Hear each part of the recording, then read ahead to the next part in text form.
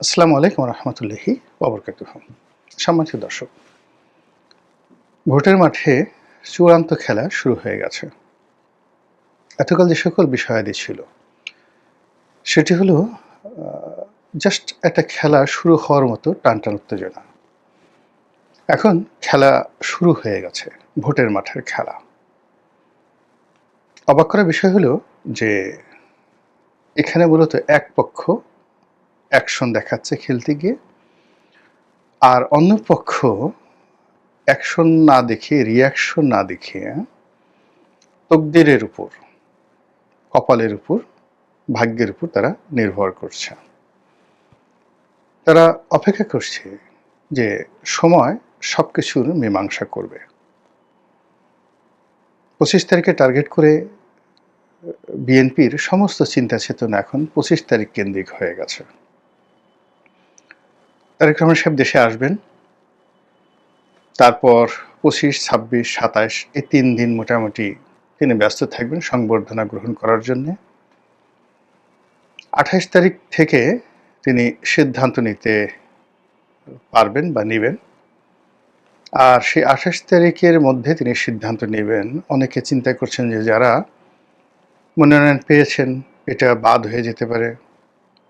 আবার অনেক আশা করছেন যে তারেক রহমান সাহেব দেশে আসলে তার মনোনয়ন হতে পারে। এই যে একটা আশা নিরাশার যে দোলাচল, এখানে কেউ কোনো অ্যাকশন দেখাচ্ছে না। একেবারে ২৫ তারিখের জন্য রুদ্ধশ্বাসে তারা অপেক্ষা করছে। এই গেল একটা গ্রুপ।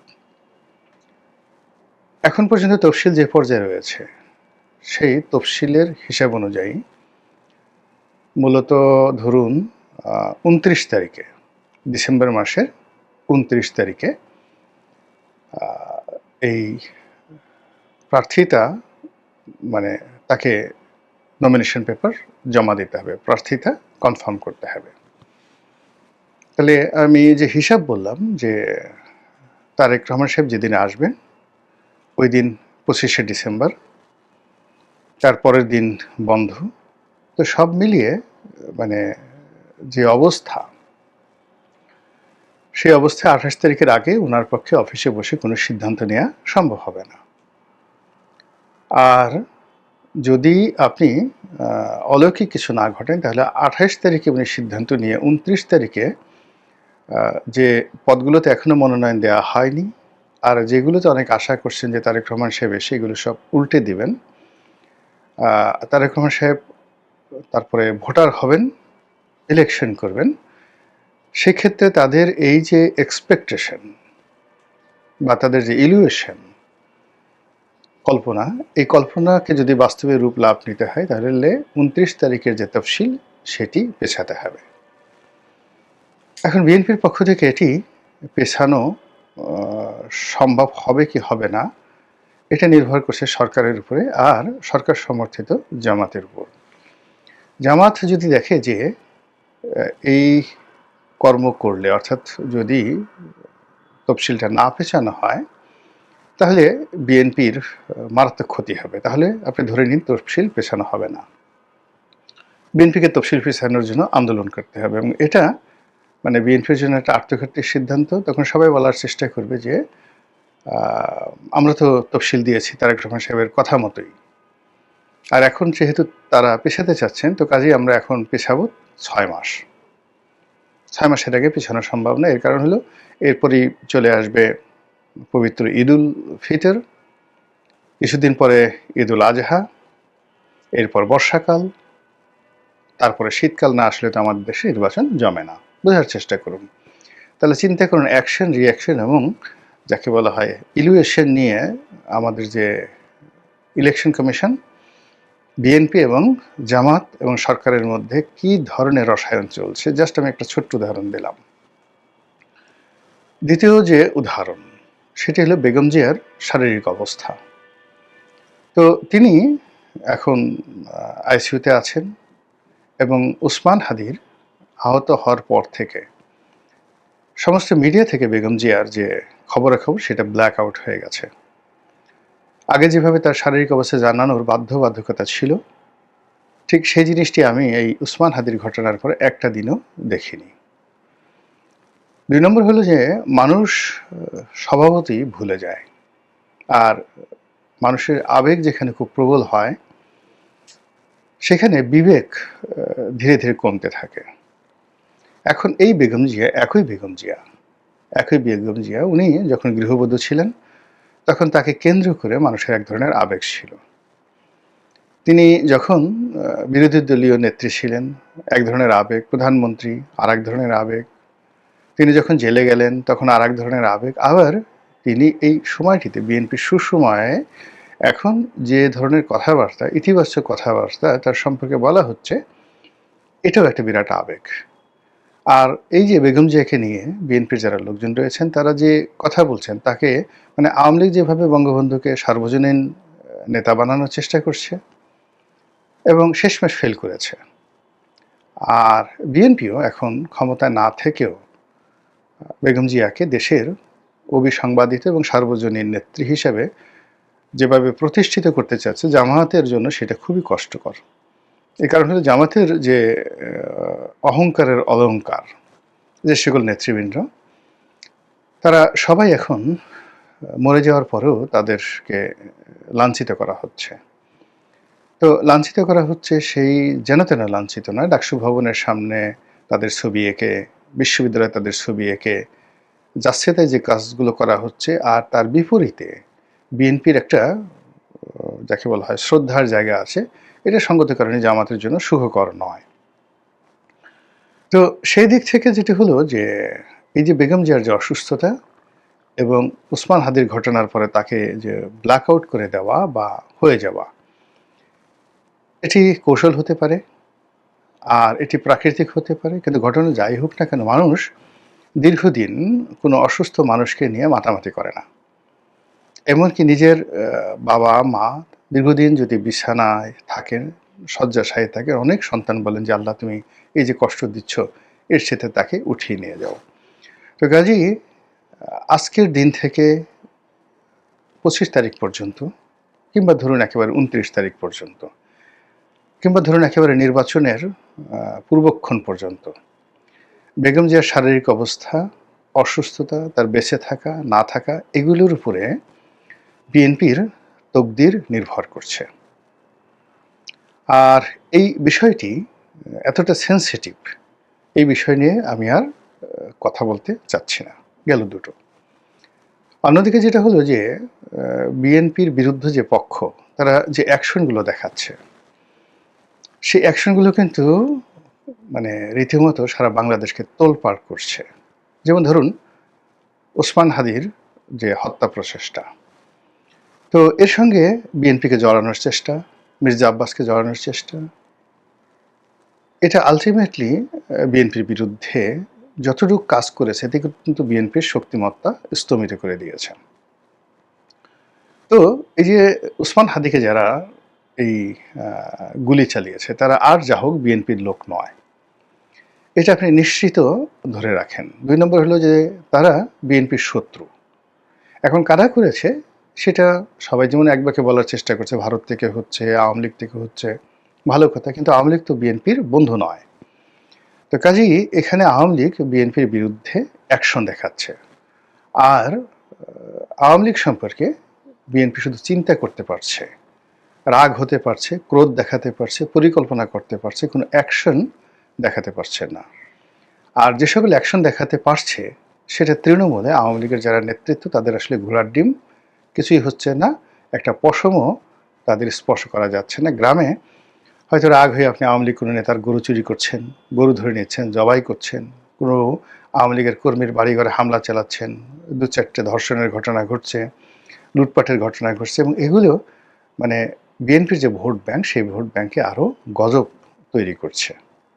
গেল এটা। যদি আওয়ামী লীগ না হয়ে এই ঘটনার সঙ্গে অন্য কেউ জড়িত থাকে, তৃতীয় পক্ষ, চতুর্থ পক্ষ, দেশি শক্তি, বিদেশি শক্তি, ওটা বিএনপির জন্য আরও মারাত্মক অ্যাকশন। তো এই অ্যাকশনের পরে আপনি ধরুন এই যে একটা বিজয় দিবস গেল, এই বিজয় দিবসে বিএনপির যারা প্রতিপক্ষ, তারা যে অ্যাকশনগুলো দেখিয়েছে, সেই অ্যাকশনের অ্যাগেনস্টে বিএনপি রীতিমতো বেকুব হয়ে গেছে। বিএনপির বড় বড় নেতারা যেভাবে অসহায় বোধ করেছে, এই 16 ডিসেম্বর তারিখে। এবং কার্যত বিএনপি মানে এই তোষণ নীতি, মানে এখন সবকিছু তারা ভালোয় ভালোয় নরমে নরমে তারা করতে চেয়েছে। তারা একবার বলতে পারেনি যে কেন কুচকাওয়াজ হলো না। তারা এই অনুষ্ঠানে সদল বলে বঙ্গভবনে যেতে পারেনি, রাষ্ট্রপতির পাশে তারা দাঁড়াতে পারেনি, এমনকি সেনাপ্রধানের পাশে তারা দাঁড়াতে পারেনি, অথবা ডক্টর মোহাম্মদ ইউনূসের পক্ষে দাঁড়াতে পারেনি। তারা অনেকটা কুলহারা রমণীর মতো হয়ে গেছে। তারা এনসিপির সঙ্গে যেতে পারছে না, জামাতের সঙ্গে যেতে পারছে না, আর একা একা জোরে জোরে হাত পিত্তেশও করতে পারছে না। অ্যাকচুয়ালি হোয়াট ইজ হ্যাপেনিং, কি ঘটছে বিএনপির মধ্যে, এটা নিয়ে আপনাকে কল্পনা করতে হবে। আপনি তাদের কোনো অ্যাকশন বা রিয়াকশন দেখতে পারছেন না, আর প্রতিপক্ষ এখানে রীতিমতো অ্যাকশন দেখাচ্ছে। এরপরে সেটি হলো বিএনপির শীর্ষ অনেকগুলো নেতৃবৃন্দ রয়েছেন, তাদেরকে টার্গেট করা হচ্ছে। টার্গেট বলতে হাদির মতো কোনো টার্গেট নয়, কিন্তু হাদির মতো টার্গেট হতে পারে এই ভয় বিএনপির অনেক নেতার মধ্যে যে ঢুকে গেছে, এতে কোনো সন্দেহ নাই। ইতিমধ্যে বিএনপির একজন প্রার্থী নির্বাচনের প্রতিযোগিতা থেকে নিজেকে প্রত্যাহার করে নিয়েছেন, আর আরও অনেকে নির্বাচনী এলাকায় যাওয়া বন্ধ করে দিয়েছেন, অনেকে রাত বিরেতে চলা বন্ধ করে দিয়েছেন। কিছু লোক আমরা ফেসবুকে দেখতে পাচ্ছি একেবারে মানে তাদের মুখে হাসি নেই, সবাই নেতা আসবেন 25 তারিখ পর্যন্ত অপেক্ষা করছে। তো এটা একটা অ্যাকশন, প্রতিপক্ষের অ্যাকশন, সেই অ্যাকশনে একটা আতঙ্ক তৈরি হয়ে গেছে।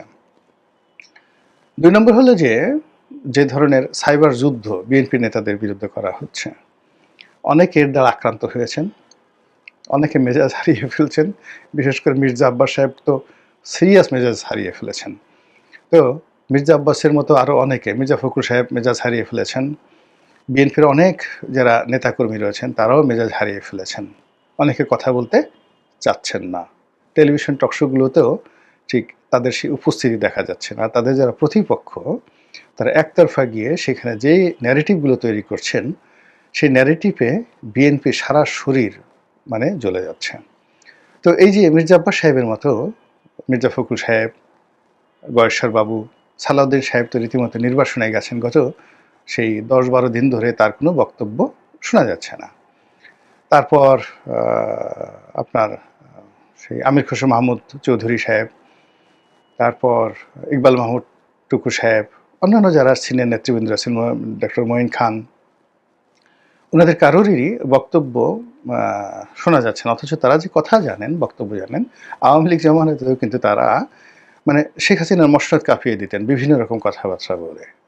তারা ভয় মানে এই যে সবাই বলে, কিন্তু শেখ হাসিনার জামানাতে এই যে জেলে ঢুকানো হলো, জেল থেকে বের হলো, বের হয়ে তারা এমন একটা বক্তব্য দিতেন শেখ হাসিনার সম্পর্কে। কিন্তু এখন কি একটা অজানা আশঙ্কা, তারা মুক্তিযুদ্ধ নিয়ে কথা বলতে পারছেন না, গোলাম আজম সাহেবকে নিয়ে কথা বলতে পারছেন না, ডাকসু নিয়ে কথা বলতে পারছেন না, ডক্টর ইউনূসের নাম নিতে গিয়ে তাদের অজু করতে হচ্ছে রীতিমতো।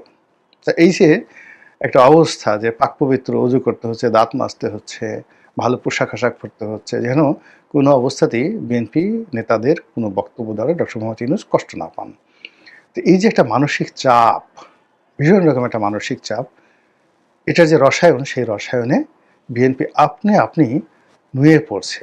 এটা ফলভারে নয়, আপনি নুয়ে পড়েছে। এখন সব নুয়ে পড়া, যেটিকে বলা হয় মুতাওয়াজ্জু।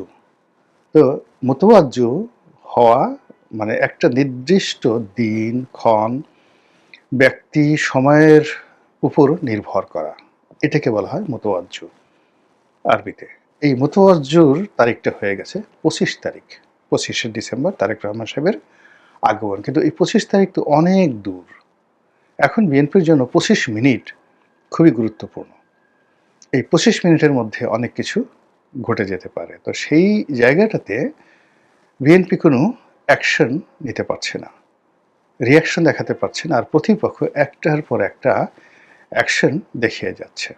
ফলে কি হলো, এত বড় একটি রাজনৈতিক দল, ব্রুট মেজরিটি 35%, আর 280টি সিটে, সংসদীয় আসনে নিশ্চিত বিজয়ের হাতছানি, সরকার গঠনের শতভাগ নিশ্চয়তা, আর ঠিক সেই জায়গাতে যখন এইরকম একটা সম্ভাবনার উল্টো দিকে যখন এই আতঙ্কগুলো কাজ করে, তখন কেমন লাগে বলেন তো? যে কোনো মানুষেরই তো খারাপ লাগে। আমরা কি করতে পারি? দোয়া করতে পারি, তসবিহ তাহলিল করতে পারি। যেহেতু বিএনপি অ্যাকশন দেখাচ্ছে না, আমরা কি করে অ্যাকশন দেখাবো? মহান আল্লাহ আমাদের সবাইকে হেদায়েত দান করুন এবং আ হিকমত দান করুন। আসসালামু আলাইকুম ওয়া রাহমাতুল্লাহি ওয়া বারাকাতুহু।